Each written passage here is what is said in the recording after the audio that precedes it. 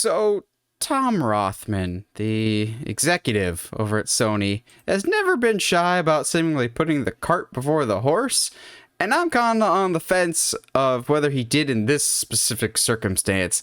And that is that he was basically touting the quote-unquote success of the newest Uncharted movie, saying it's Sony's newest hit franchise. Now, okay. Okay. Nate takes a collective breath. Because I am conflicted about this because, like I said, I've talked about it on the podcast before, talked about it in the review. This movie's fine. It's not as good as it could have been. It's not as bad as other video game movies. But I don't think when he made the comments was necessarily the smartest idea. But at the same time, he might have been right, because he said this, I think, like Wednesday or Thursday, before Uncharted's second weekend had even come out. He's like, we had a great first weekend, and anybody that's in the box office business will tell you, never base it off of just the opening weekend. Look at Batman vs. Superman. That had a fantastic opening weekend. It dropped 67% to the second weekend. But Tom Rothman might have known something that we didn't about the upcoming second weekend box office, because Uncharted fell by only 45%. Anything other than 50%, you celebrate, basically, because basically the expectation is your movie will lose half its audience each week and then keep dipping and dipping and dipping. Uncharted had about a $23 million second weekend. I still think it's a little early for him to say Uncharted is Sony's next hit franchise, considering you've got one of them. But so far, at least box office wise, it seems to be maybe the case there. It's about to run into probably the year's biggest buzzsaw coming to cut it right in half with The Batman, because that's going to have very similar demographics. Josh, do you think it's out of line for Tom Rothman to call Uncharted the next film franchise for Sony, or do you think he's kind of onto something? Yeah, see, like, it's hard to call it the next big film franchise when it only has one movie. I think to me, he's speaking from seeing potential. Like, there's a lot of milk you can get from that cash cow. There's a lot of stories you can potentially tell with Uncharted. Whereas, like, in an adventure series like it just left my mind. National Treasure. Like National Treasure, you can only do, because of the premise that you've set up, you can only really do treasures that have to do with like the Constitution and like very specific, like, niche treasures. Whereas with Uncharted, you could have him go after the treasure of the Curse of Oak Island or something. I don't know. You know what I mean? Like, which is there's rumors that they found it. So anyway, not that I watch that show religiously or anything like that, but to call it a hit franchise, even with the good numbers coming, I feel like is a little premature. But my hope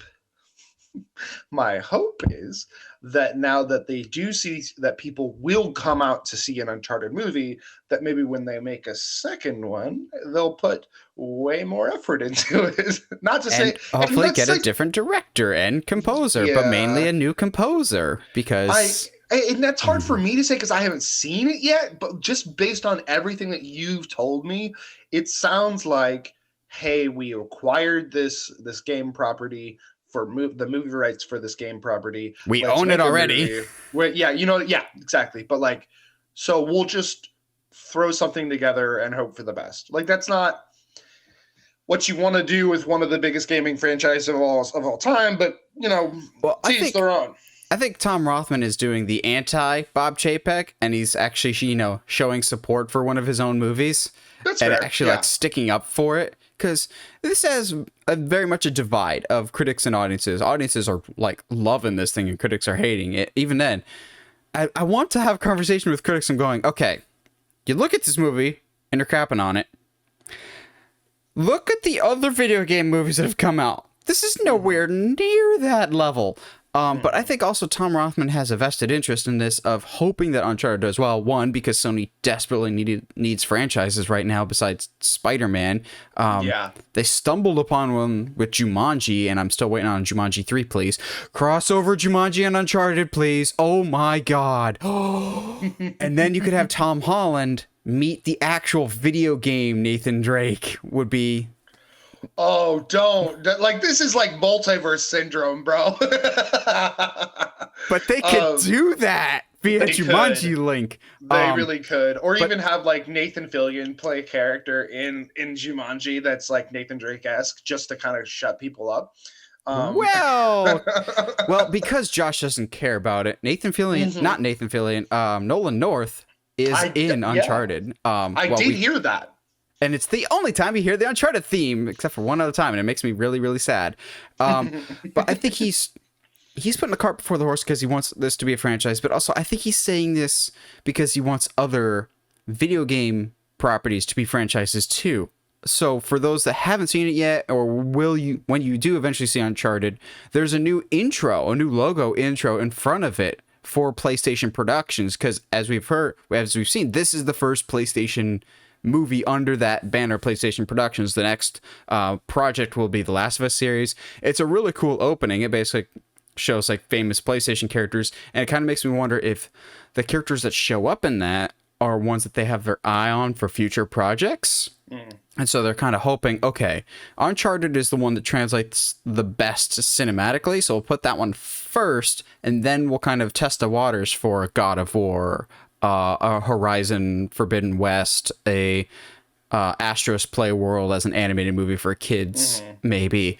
Because there's a lot of interesting routes you could go with that. I just think it's funny that he was just like, Uncharted is our hit franchise. After only the first weekend, I'd be like, slow your roll there. Batman's about to devour you. But I think it's a positive sign seeing that second weekend of it wasn't the big dip, because there's so many naysayers to this movie, and I'm not saying I'm defending it. But if you really look at what Uncharted's doing right now, it is defying a lot of expectations right now. Much stronger opening weekend. People were projecting somewhere in the 30s. It ended up with a $51 million opening weekend, $23 million second weekend. It's already made like $220 million globally, so it's more or less kind of already made its money back. So in that sense, like, it's profitable for them. So I think you just need to be a little more in the black. Then you can consider it a hit franchise. You know, after you announce a sequel, announce a new director, announce a new composer, never hire that composer for another Uncharted movie ever again, get new music, and hire a new composer. So do you want them to hire a new composer? Just bring back Henry gosh dang Jackman. He's already done the music for Jumanji, and Jumanji sounds more like Uncharted than the actual Uncharted movie. I don't get it. Oh man, which is so cool that, and eventually we'll have this discussion, but it's so cool that we can watch a video game movie these days and go, yeah, that wasn't bad. Could be better, but it wasn't bad. Yeah, like Sonic. Never thought Sonic would be leading that charge, but here we are. Gotta go fast.